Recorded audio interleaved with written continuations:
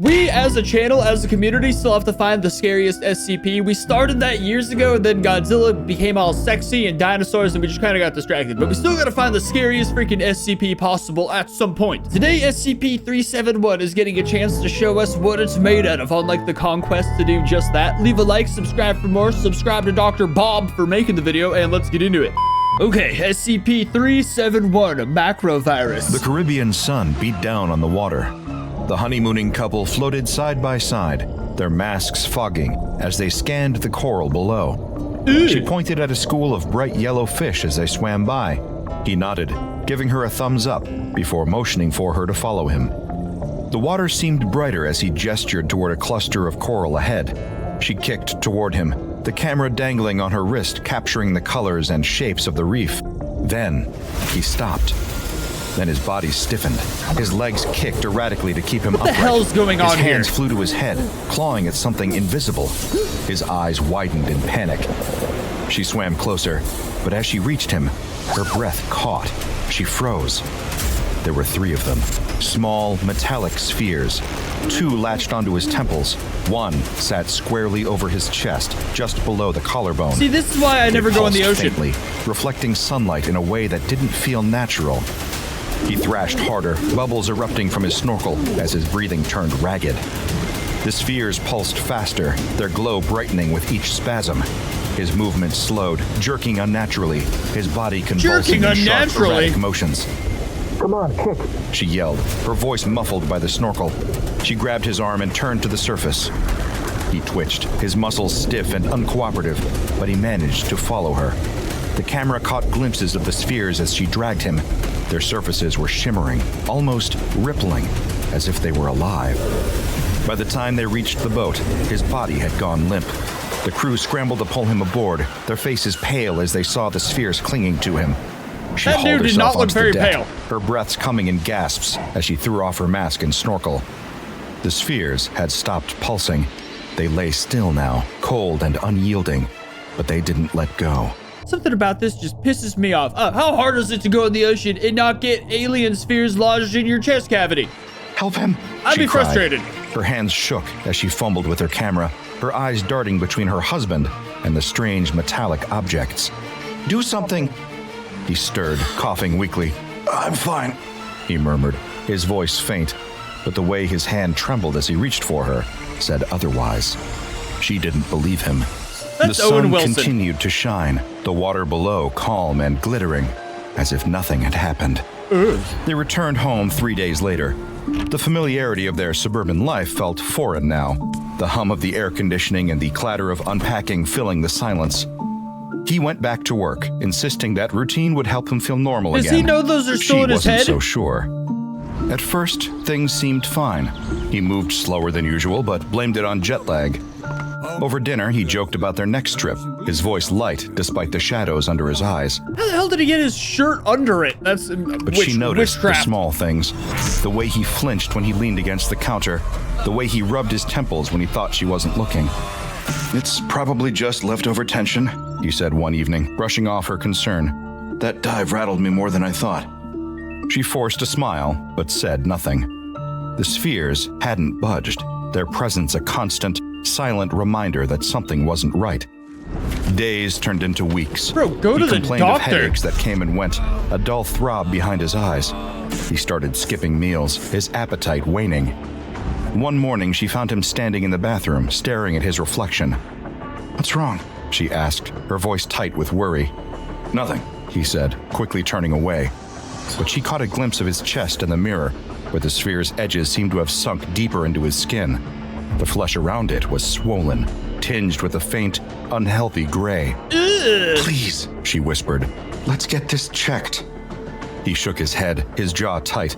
I'm fine, he snapped. Just drop it. The sharpness in his tone silenced her. He had never spoken to her like that before. I'd get a divorce over this. That night, she woke to the sound of him groaning in his sleep.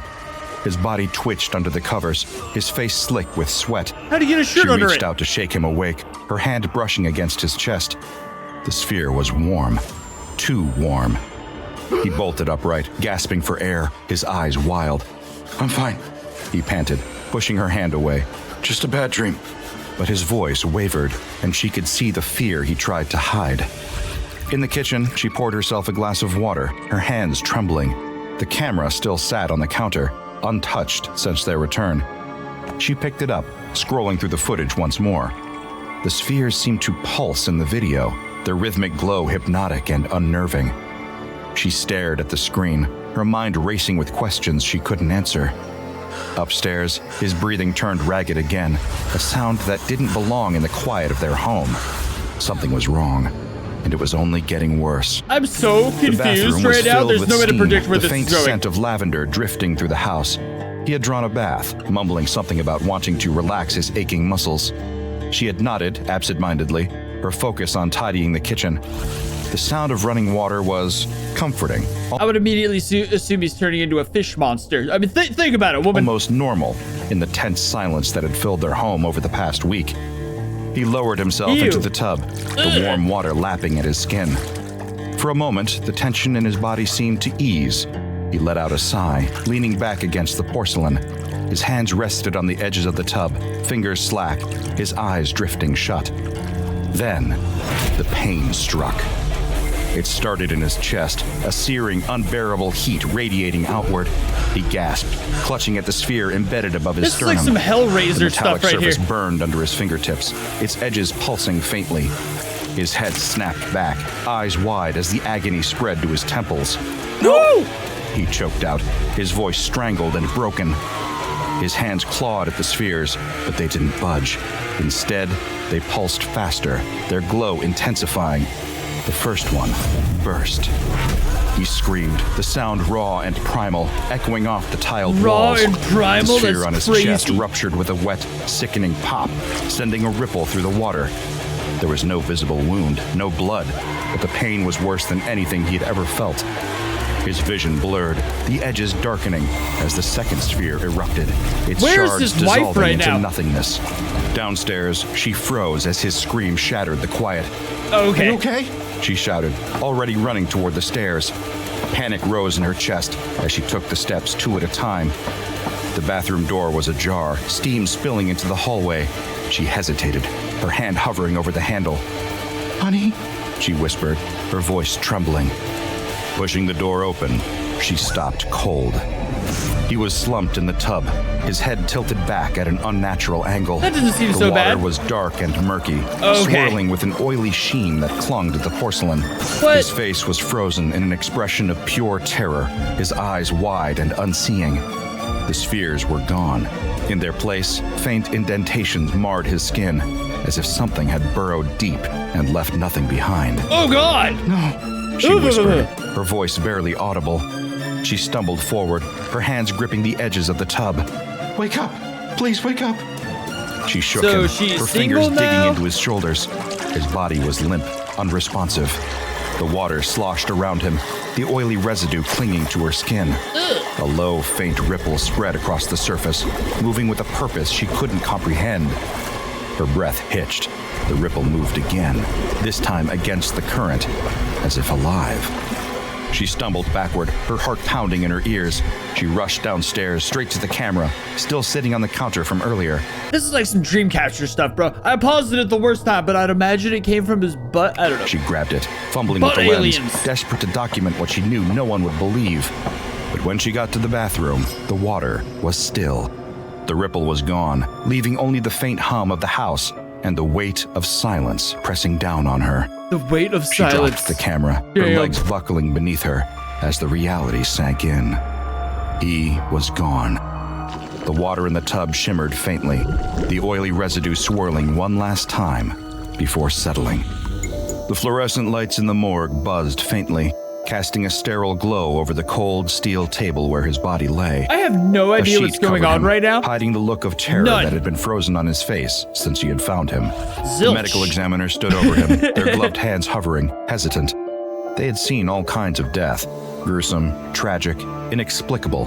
But this one was different. I actually have a tattoo on my leg. I don't know if I should show it. I might get canceled, but because it's pretty bad. But it's like, it says corners, something, something, something. It's basically for this. When they throw my body on the slab, my leg is angled. The tattoo's angled, so they'll see it perfectly. It's gonna be hilarious, bro. There were no visible A injuries, coroner insult no written marks, on my carcass. no explanation. Just for this moment. The eerie stillness of a body that looked untouched by violence, but felt undeniably wrong. Ooh. A second examiner joined them, clipboard in hand. "What are we calling it?" they asked, their tone uneasy. The first shook their head. "I don't know. There's nothing. No trauma, no internal bleeding. It's like he just..." They stopped, searching for the right words. Stopped.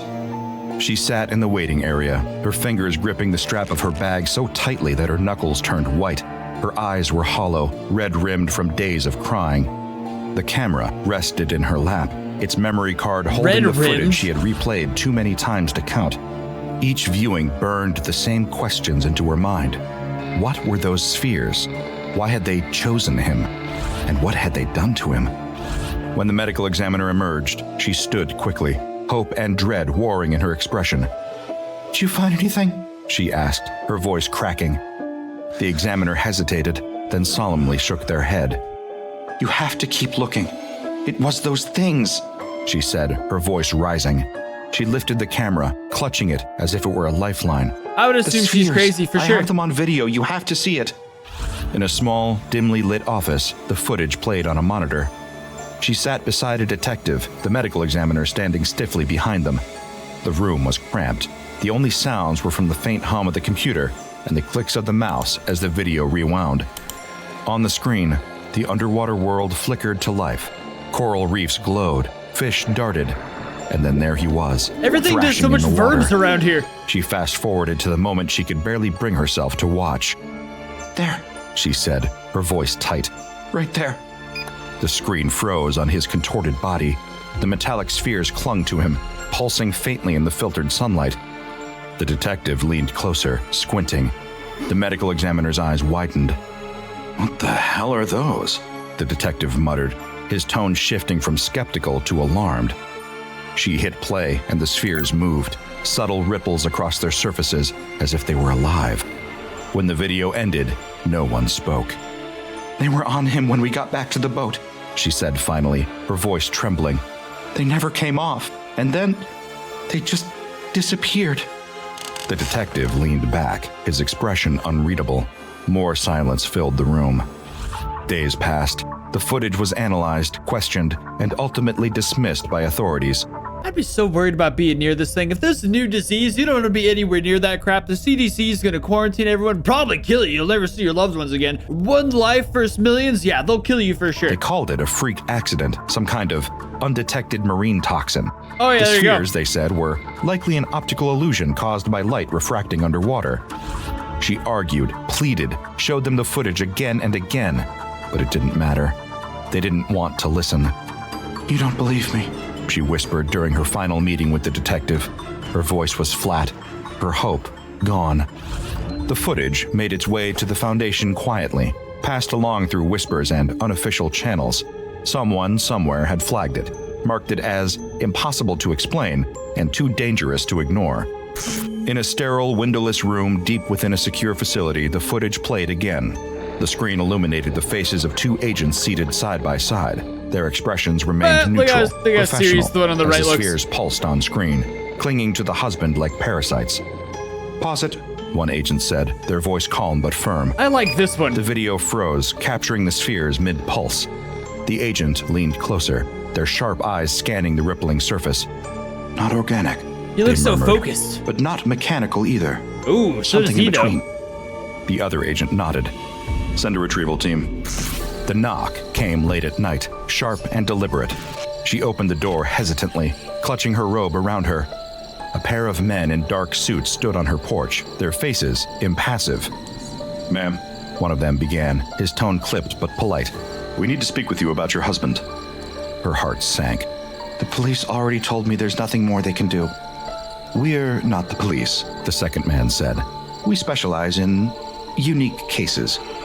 She hesitated, her instincts telling her to slam the door, music just got but very scary. Curiosity, or perhaps desperation, kept her rooted.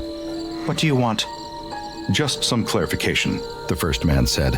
His gaze drifted past her, His gaze drifted past her? landing on the camera sitting on the coffee table behind Whoa. her. "May we come in?"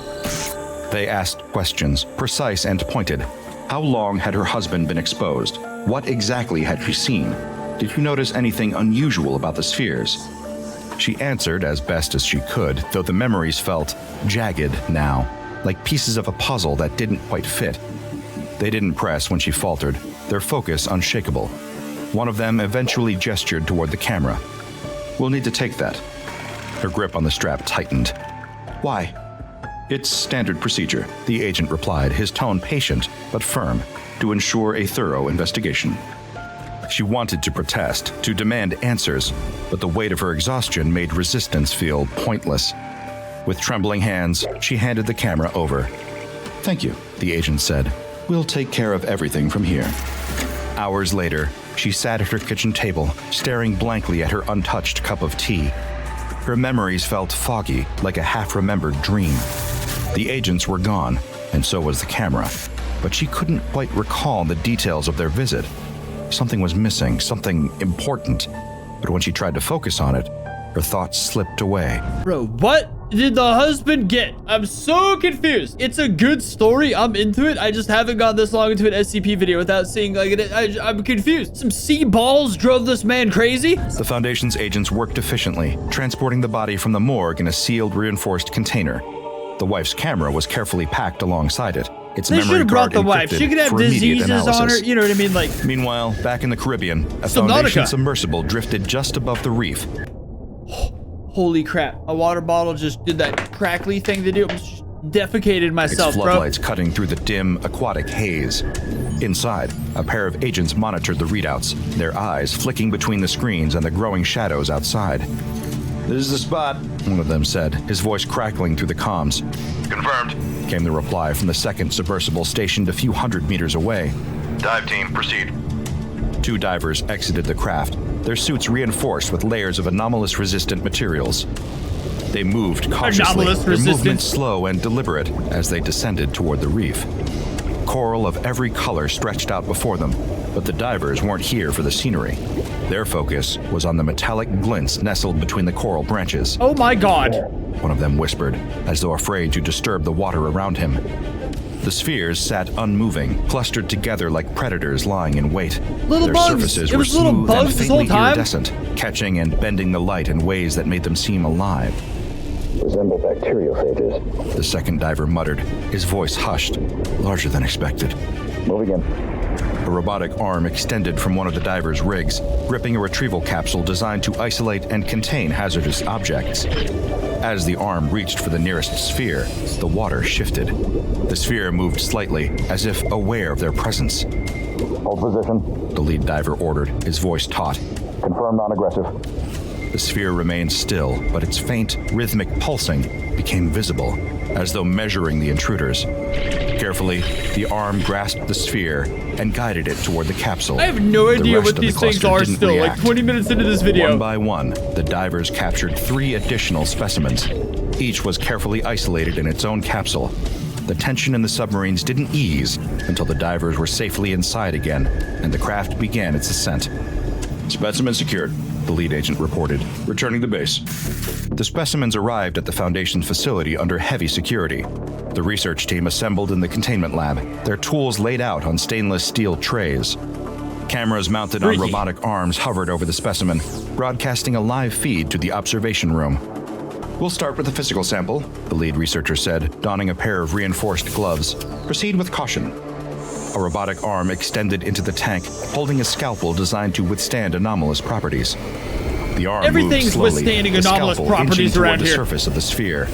The moment the blade made contact, the sphere reacted. It vibrated violently, a pulse of energy rippling outward. The high-pitched sound that followed was deafening, piercing the air like a siren. Researchers clutched their ears, some dropping to the ground, as the glass of the containment unit fractured in spiderweb patterns. "Shut it down," the lead researcher shouted, his voice barely audible over the noise.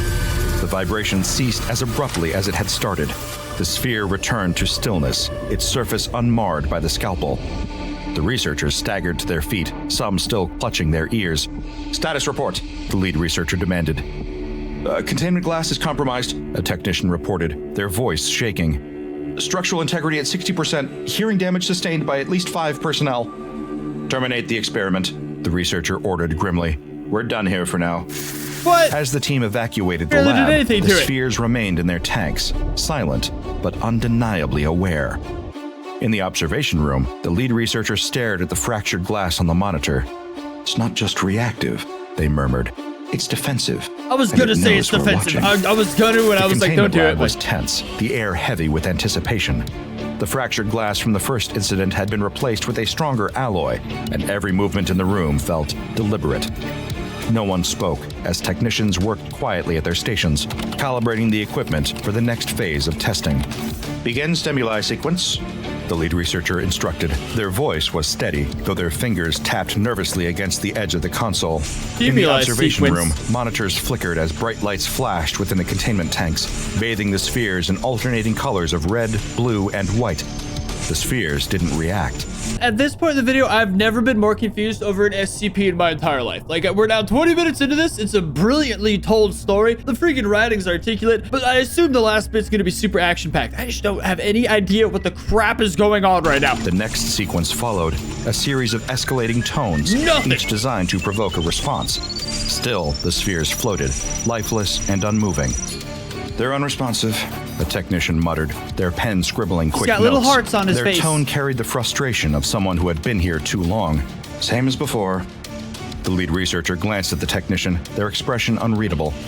They adjusted the controls, signaling the robotic arm. The machine moved slowly, Not a extending a fish. sealed vial into the tank. Inside, a small fish darted erratically, the glass confining its frantic movements. The vial opened, releasing the fish into the water. It swam a few uncertain laps, the bright light of the tank glinting off its scales. Then, it froze. The spheres moved as one. Filaments shot out from the nearest, impossibly fast and delicate. They coiled around the fish, binding it in place. The fish convulsed violently, its body jerking in ways that defied natural motion. Jerking Within in ways seconds, that defy it was natural still. motion? That's crazy. Its once vivid colors dulled to lifeless gray. The technicians stared at the monitor, their notes forgotten. "It trained it," they said finally, the words quiet, almost reverent. The lead researcher straightened, their shoulders stiff. "End testing for the day." Everyone, except for the lead researcher, left the lab. He sat hunched over a console, the glow of the screen casting shadows over their face. Their attention shifted to the tank. The researchers stood, pulling off their gloves. They stared at the tank, their expression a mix of curiosity and defiance. "It's reactive," they murmured to no one. Their expression a mix of curiosity and defiance. Does anyone else just see little cute? This is beyond my pay grade. I think I'm too stupid for this video. Their hands flexed as if Shoot. testing the air, hesitating. "But why?" Their gaze darted to the security camera in the corner. Their what? It was off, an intentional decision made hours earlier. Taking a deep breath, they stepped closer to the tank, removing the lid with careful precision. The sphere remained motionless, its surface dull and unremarkable. The researcher's hand hovered over the water for a moment No before way, they bro. plunged it in, the cold liquid biting at their skin. At first, nothing happened. Then, with terrifying speed, the sphere erupted to life. Filaments lashed out, wrapping around their wrist. They cried out, their body jerking as if struck by an electric current. The alarms blared to life, bathing the room in pulsing red light. Security personnel burst in moments later, weapons drawn. They hesitated at the sight before them, the researcher convulsing, their body twisted in unnatural angles, the sphere pulsing rhythmically as though it had a heartbeat. "Do something!" one guard barked, but their colleagues stood frozen, their eyes fixed on the scene.